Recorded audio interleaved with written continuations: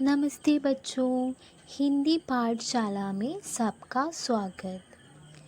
ഇന്ന് നമ്മൾ 6ാം ക്ലാസ്സിലെ 3ാമത്തെ യൂണിറ്റിലെ മുർജായ ഫൂൽ എന്ന കവിതയാണ് പഠിക്കാൻ പോകുന്നത്. കവിതയിലേക്ക് കടക്കുന്നതിനു മുൻപ് കവിയത്രിയെക്കുറിച്ച് മനസ്സിലാക്കാം. മുർജായ ഫൂൽ കവിത സുഭദ്രകുമാരി ചൗഹാൻ ദ്വാര ലിഖി ഗയി ഹൈ. നിങ്ങളുടെ ടെക്സ്റ്റ് ബുക്കിൽ കവിയത്രിയെക്കുറിച്ച് കാണാൻ സാധിക്കും.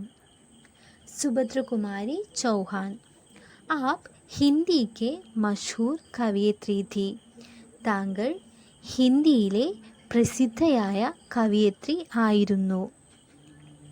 ആപ്കാ ജന്മ 16 अगस्त 1904 को उत्तर प्रदेश के इलाहाबाद जिले के निहरपुर नामक गांव में हुआ.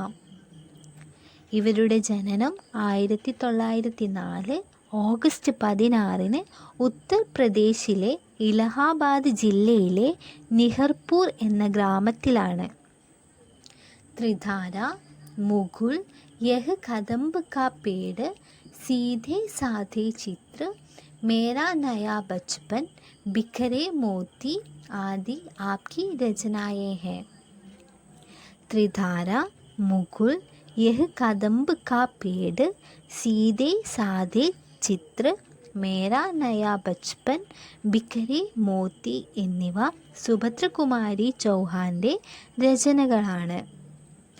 आपका निधन मध्य प्रदेश के सियोनी के पास एक कार दुर्घटना में 15 फरवरी 1948 को हुआ.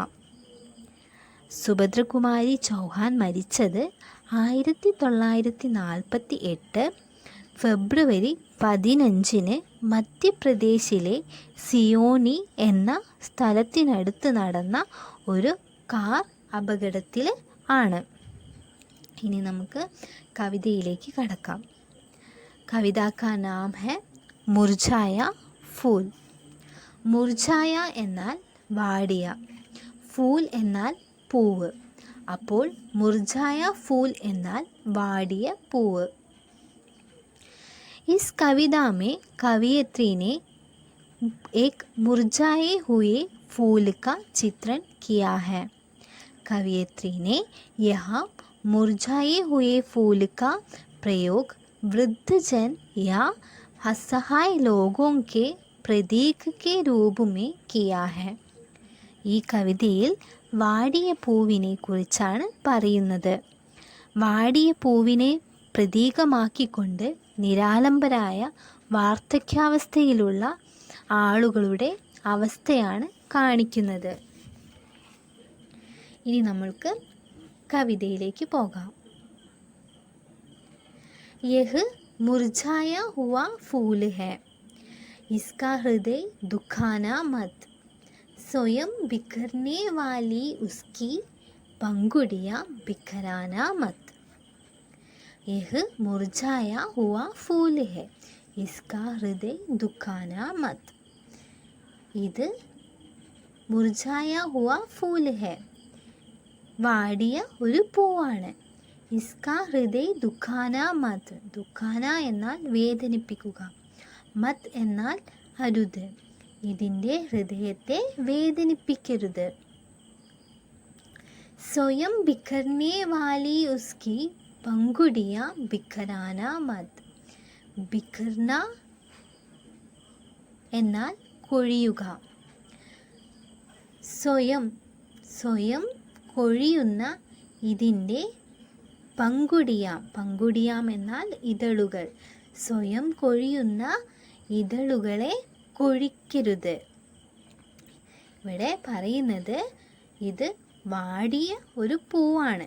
ഇതിൻ്റെ ഹൃദയത്തെ വേദനിപ്പിക്കരുത്.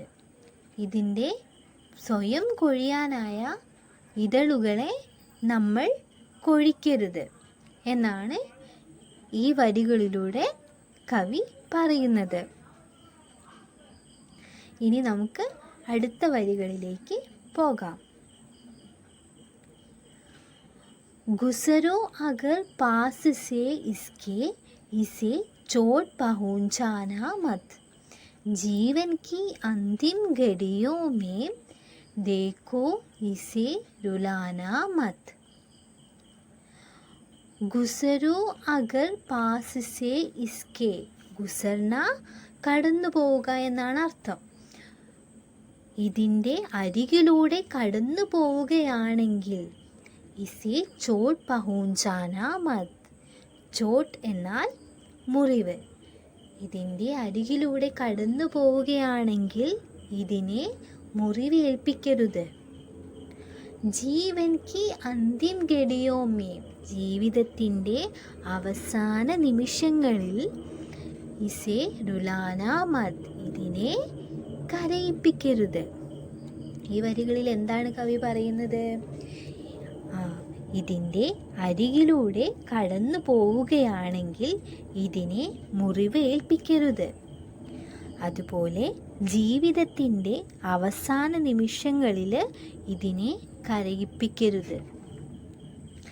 ഇവിടെ വാടിയ പൂവ് എന്ന് അർത്ഥമാക്കുന്നത് വാർദ്ധക്യത്തെയാണ്. അതായത് ഇത്തരത്തിലുള്ളവരെ വേദനിപ്പിക്കുകയോ മുറിവേൽപ്പിക്കുകയോ ചെയ്യരുത്. നമ്മൾ കാരണം ആരും വേദനിക്കാൻ പാടില്ല. ഇത് നമ്മൾ എപ്പോഴും ഓർമ്മിക്കണം എന്നാണ് കവയിത്രി ഇവിടെ പറയുന്നത്. അടുത്ത വരികളിലേക്ക് പോകാം.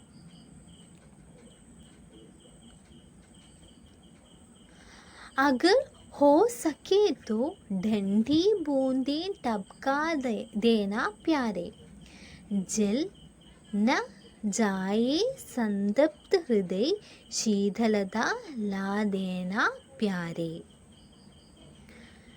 अगर हो सके तो ठंडी बूंदें टपका देना प्यारे.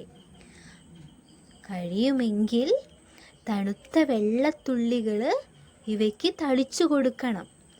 ജൽന ജായേ സംതപ്ത ഹൃദയ ശീതളത ലാ ദേന പ്യാരേ. വിഷമിച്ചിരിക്കുന്ന ഹൃദയം കത്തിപ്പോവാതിരിക്കാൻ തണുപ്പ് നൽകാൻ, അല്ലെങ്കിൽ അവരുടെ ഹൃദയത്തിന് കുളിർമ നൽകാൻ ശ്രമിക്കണം. ഇവിടെ എന്താ പറയുന്നത് ഈ വരികളിലൂടെ? ഈ വാടിക്കൊഴിഞ്ഞ ഈ പൂവുകൾക്ക് കഴിയുമെങ്കിൽ നമ്മൾ തണുത്ത വെള്ളത്തുള്ളികൾ തളിച്ചു കൊടുക്കണം. അതുപോലെ അവരുടെ വാടിക്കൊഴിഞ്ഞ കത്തിപ്പോയ അവരുടെ ഹൃദയത്തിന് കുളിർമ നൽകാൻ, അവരെ സാന്ത്വനിപ്പിക്കാൻ നമ്മൾ ശ്രമിക്കണം. ഇവിടെ കവിതയിൽ ഈ മുർജായ ഫൂൽ എന്ന കവിതയിൽ, അല്ലെങ്കിൽ വാടിയ പൂവ് എന്ന കവിതയിൽ വാടിയ പൂവ് എന്നതുകൊണ്ട് പ്രതീകമാക്കുന്നത് വാർദ്ധക്യത്തിലിരിക്കുന്നവരെയാണ്.